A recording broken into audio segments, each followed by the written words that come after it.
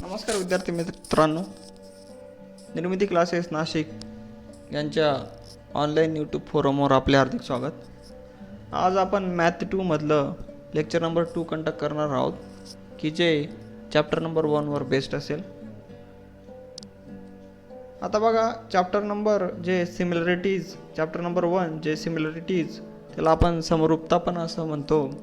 तर याच्यामध्ये आधीच्या लेक्चरमध्ये आपण एकरूप त्रिकोण जे असतील तर त्या एकरूप त्रिकोणात किंवा त्रिकोणाच्या समान पाया आणि समान उंची जर असेल तर त्याचं त्रिकोणाचं क्षेत्रफळ किती येतं, त्यालाच आपण the ratio of equal base and ratio of equal height of triangles. पण कसला ratio of areas of the triangle. तर हे खूप इम्पॉर्टंट कन्सेप्ट आपण मागच्या लेक्चरला स्टडी केली होती. त्याच्यापेक्षाही खूप इम्पॉर्टंट असं प्रमाणाचं मूलभूत प्रमेय, त्याला बेसिक प्रोपोर्शनॅलिटी थेरम म्हणतात. Basic proportionality theorem. आणि याच्या पुढे बऱ्याचदा English medium, semi English medium विद्यार्थ्यांसाठी हा बीपीटी म्हणून याचा शॉर्ट फॉर्म वापरला जातो. बीपीटी म्हणजे काय, तर बघा, बीपीटी थेरम आज आपण अतिशय इम्पॉर्टंट अशा स्टेजवर स्टडी करणार आहोत आणि अतिशय व्यवस्थित आणि डिस्कस करणार आहोत. तर लक्षात घ्या, प्रमाणाचे मूलभूत प्रमेयमध्ये कोणते मुद्दे येत आहेत त्याला आपण बेसिक प्रोपोर्शनॅलिटी थेरम काय म्हणतोय. सर्वात आधी हे तुम्हाला एक्झाममध्ये ईच अँड एव्हरी एक एक्झाम नंतर हे परीक्षेला कायम प्रमेय किंवा थेरम विचारलं जातं. तुमच्या जितक्या पण एक्झाम होतात क्लासेसमध्ये किंवा स्कूलच्या लेवलला, जेवढ्या पण तुमच्या एक्झाम होतात त्या मोस्ट ऑफ या युनिटमधलं हे खूप इम्पॉर्टंट IMP एक्झाम्पल, आपण IMP थेरम असं म्हणू शकतो. IMP. तर लक्षात घ्या, हे थेरम कसं लक्षात ठेवायचं. अतिशय महत्त्वाचा जो मुद्दा येतोय तो मुद्दा असा की हे थेरम म्हणजे काय, की त्रिकोणाच्या एका बाजूला समांतर असणारी रेषा.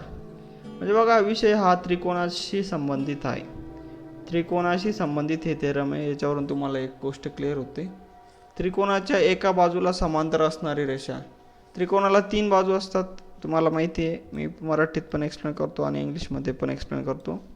ABC नावाचा त्रिकोण आहे, what ever may be the ABC त्रिकोण. त्रिकोणाला 3 बाजू असतात, हे सगळ्यांना माहिती आहे. याच्यात AB, BC आणि AC अशा 3 बाजू आहेत.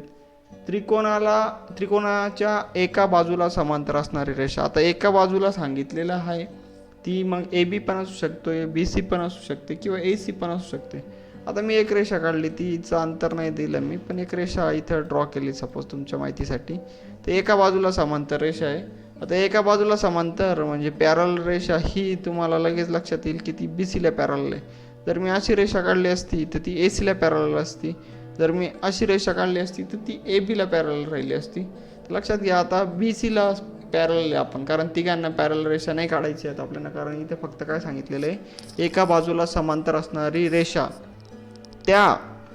त्याच्या उरलेल्या बाजूंना भिन्न बिंदू छेदत असेल. आता तो अकॉर्डिंग टू द स्टेटमेंटमध्ये सांगितलं आहे की त्रिकोणाच्या 2 भिन्न बिंदू छेदते. कारण असं पण असू शकतं, या बाजूला समांतर असणारी रेषा अशी निघून जाईल, पण ही त्रिकोणाला छेदते का नाही, 2 बाजूंमध्ये छेदते का, इतर 2 बाजूंना नाही.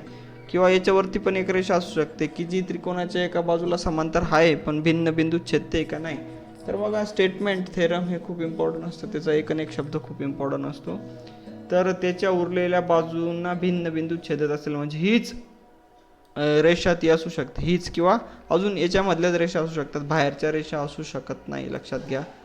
तर असं स्टेटमेंट आहे तुमचं. तर काय होईल, अशी कंडिशन जर दिलेली असेल तर काय होईल, तर असं असेल तर काय होते, तर ती रेषा त्या बाजूंना एकाच प्रमाणात विभागते. म्हणजे याच्या 2 बाजू तुम्हाला दिसतात, सपोज मी याला P आणि Q म्हटलं, तर हा जो रेशो असेल AP/PB आणि AQ/QC, तर हा रेशो कॉन्स्टंटच असेल.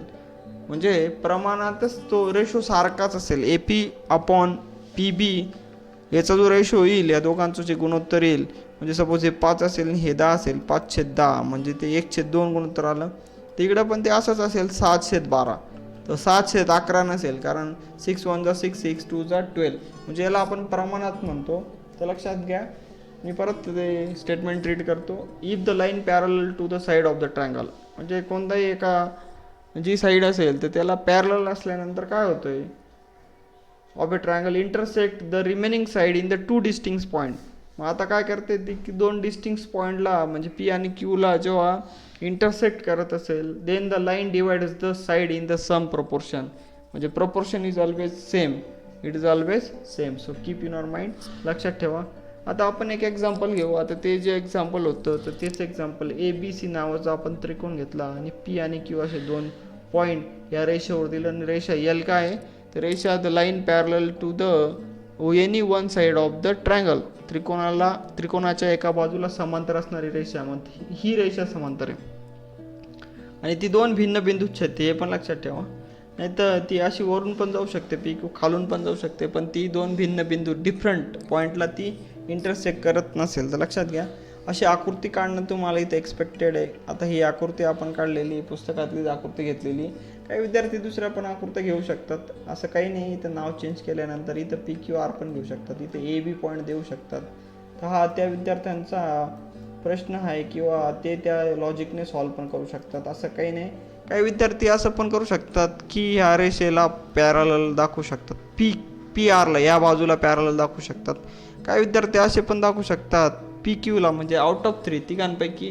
पण अतिशय सिंपल आणि स्ट्रेट फॉरवर्ड जर तुम्हाला फाइंड आउट करायचं असेल तर पुस्तकातलंच हे आपण एक एक्झाम्पल किंवा ट्रायंगल आपण बघणार आहोत. ABC आणि P आणि Q दोन डिस्टिंक्ट पॉईंट आणि L ही रेषा. आता बघा प्रत्येक ठिकाणी मी ही डायग्राम दाखवलेलीच आहे तुमच्या लक्षात राहण्यासाठी.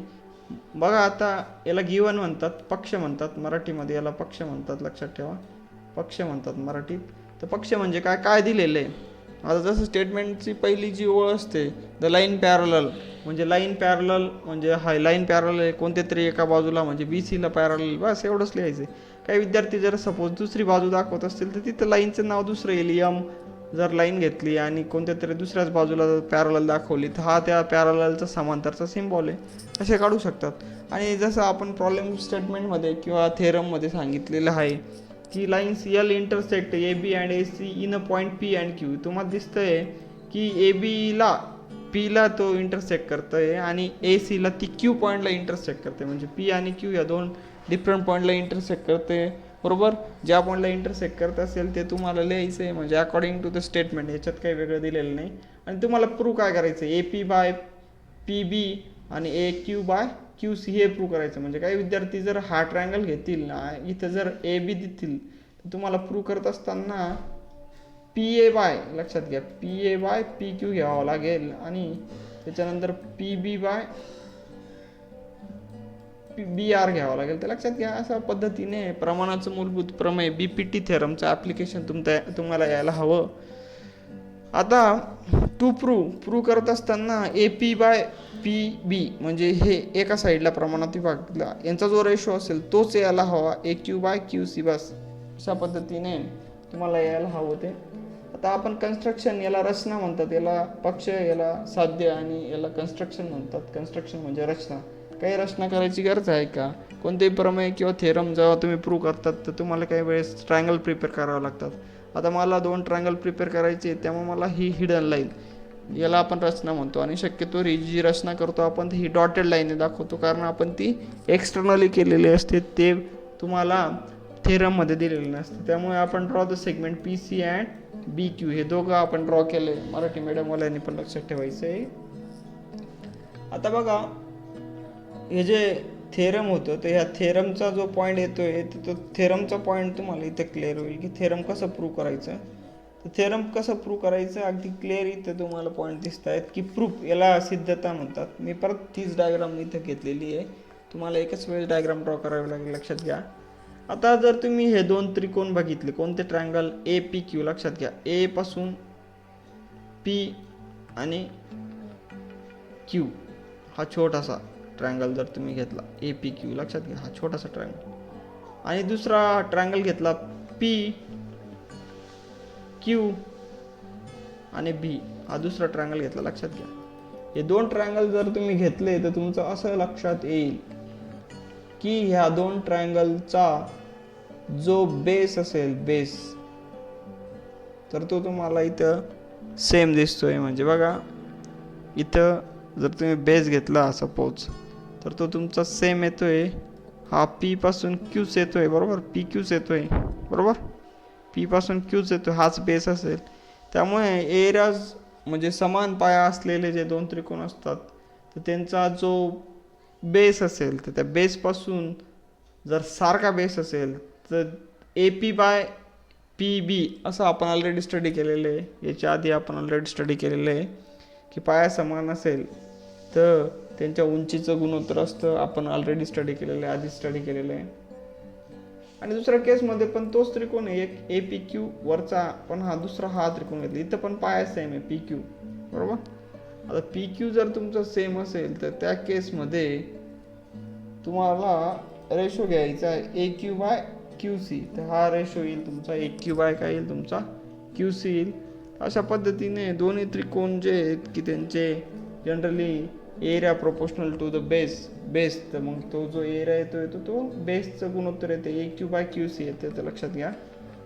त्याच्यानंतर परत एक त्रिकोण आहे पी क्यू बी आणि पी क्यू सी. हा बघा, हा पी क्यू बी आणि हा पी क्यू सी हे दोन त्रिकोण जर तुम्ही बघितले त्यांची हाईट पण सारखी आहे आणि त्यांचा बेस पण सारखा आहे, म्हणजे त्यांचं गुणोत्तर पण सारखं असेल, तर लक्षात घ्या. म्हणजे जेव्हा मी हे दोन ट्रायंगल घेतोय, आता बघा triangle area of the triangle A P Q आणि area of the triangle P B Q हे दोघं घेतले, बरोबर. त्याच्यानंतर area of the triangle A P Q upon area of the triangle P Q C घेतलं. ठीक आहे, एक्झाम्पल जर मी बघितले तर 1 2 3 1 2 आणि 3. त्याच्यावर माझं असं लक्षात येतं आहे की A P by B C बरोबर आणि A Q by Q C हे जे दोन बाजू आपण घेतल्या होत्या, पण त्याच्यापैकी ए पी क्यू बरोबर ए पी क्यू आणि पी क्यू बी एक झाला. दुसऱ्या केसमध्ये जेव्हा मी ए पी क्यू टाकला ट्रायंगल, लक्षात घ्या, आणि हा पी क्यू सी टाकला, तर हे दोघं सारखेच येत आहेत का, कारण हा तुमचे दोन ट्रायंगल अगदी सारखे आहेत. त्यामुळे हे रेशो काय येतो तुमचा इक्वल येतोय. मग हा रेशो इक्वल आला म्हणजे हा रेशो इंडिकेट काय करतो तुमचा ए पी बाय पी बी आणि A Q by Q C. तर लक्षात घ्या, अशा पद्धतीने तुम्हाला असं थेरम लक्षात ठेवायचं. याच्यामध्ये फक्त 3 ट्रायंगलच्या पेअर आहेत, एक ट्रायंगलची पेअर, दुसऱ्या ट्रायंगलची पेअर आणि तिसऱ्या ट्रायंगलची पेअर. या तिघांचा पेअरचं युटिलायझेशन करायचं आहे, वापर करायचा आहे आणि वापर करून तुम्हाला त्याचा आन्सर फाइंड आउट करायचं आहे. आणि A P by P B is equal to A Q by Q C लक्षात ठेवायचं आहे. त्याच्यानंतर बघा कॉन्वर्ज म्हणून विचारलं जातं. कॉन्वर्ज म्हणजे त्याला व्यत्यास म्हणतात. If a line divide the any 2 sides of the triangle in the same ratio, म्हणजे काही वेळेस रेशो दिलेला असतो सारखा आणि हा रेशो सारखा दिलेला असतो. Then the line is a parallel to the third side, म्हणजे ही लाईन पॅरलल आहे किंवा नाही हे तुम्हाला डिसाईड करावं लागतं. म्हणजे एक्झॅक्ट उलट पहिल्या केसमध्ये बीपीटीमध्ये काय सांगितलं होतं की ही लाईन पॅरलल आहे ह्या तिसऱ्या एका बाजूला, त्यामुळे या प्रमाणात विभागतात. पण व्यत्यासमध्ये किंवा त्याला आपण कॉन्व्हर्ज म्हणतो, तर याच्या पुढे कायम लक्षात ठेवायचं, जेव्हा आपण थेरमचं कॉन्व्हर्ज किंवा व्यत्यास दिलेलं असेल तर ते एक्झॅक्टली अपोजिट असेल. म्हणजे पहिलं जे स्टेटमेंट असतं तर ते पहिलं स्टेटमेंट आणि दुसरं स्टेटमेंट. तर मागच्या केसमध्ये कोणतं स्टेटमेंट दिलं होतं की if the line is a parallel to the third side, in short then the line is a proportionate to the remaining 2 sides. आता याच्या उलट दिलेलं आहे. आता जेव्हा लाईन प्रपोर्शनेटमध्ये असेल तर ती लाईन पॅरल असेल, तर लक्षात ठेवा. आता आपण एक एक्झाम्पल बघणार आहोत. आता एक्झाम्पलमध्ये 5.4 दिलेलं आहे डी पासून बी, त्याच्यानंतर ए डी पण दिलेलं आहे 1.8, ई सी दिलेलं आहे आणि ही बाजू काढायची आहे. त्याला आपण एक्स मानलं आणि थेरम यूज केलं A D by D B is equal to A E by E C. आणि सगळ्यांच्या किमती टाकल्या, ही व्हॅल्यू फाइंड आउट करायची आहे. दोघांचं मल्टिप्लिकेशन होईल आणि 5.4 त्याला डिवाइड होईल. हे सगळे पॉईंट तुम्ही कॅन्सल पण करू शकतात, तुम्ही डायरेक्ट आन्सर पण काढू शकतात. म्हणजे याला 18 केलं अपॉन 54 केलं, एक पॉईंट मी शिफ्ट केला, 7.2 ॲज इट इज ठेवला. लक्षात घ्या 18 1 जा 18, 18 3 जा 54. या 3 ने जर याला डिवाइड केलं तर 3 2 जा 6 आणि 3 4 जा 12. अशा पद्धतीने आन्सर येईल तुमचा. नंबर ऑफ वेज आहेत. त्याच्यानंतर बघा प्रॅक्टिस सेटमधले हे एक्झाम्पल तुम्हाला सॉल्व करायचे आहेत होमवर्कला. आता इथून जेव्हा तुम्ही बेसिक प्रोपोर्शनॅलिटी थेरम यूज करतायत तर बेसिक प्रोपोर्शनॅलिटी थेरम यूज करत असताना तुम्हाला लक्षात ठेवायचं आहे की कोणतं थेरम तुम्ही यूज करणार. हा क्वेश्चन पहिल्या याच्यावर नाही आहे, तर तुम्ही फक्त हाच क्वेश्चन सॉल्व करा. की हा क्वेश्चन सॉल्व करत असताना तुम्हाला लक्षात येईल की पी एन आणि एन आर याच्या व्हॅल्यू दिलेल्या आहेत. पी एमची दिलेली आहे, त्याच्यानंतर पी एमची व्हॅल्यू, पी क्यूची व्हॅल्यू दिलेली, सगळ्या व्हॅल्यू दिलेल्या आहे आउट ऑफ 4.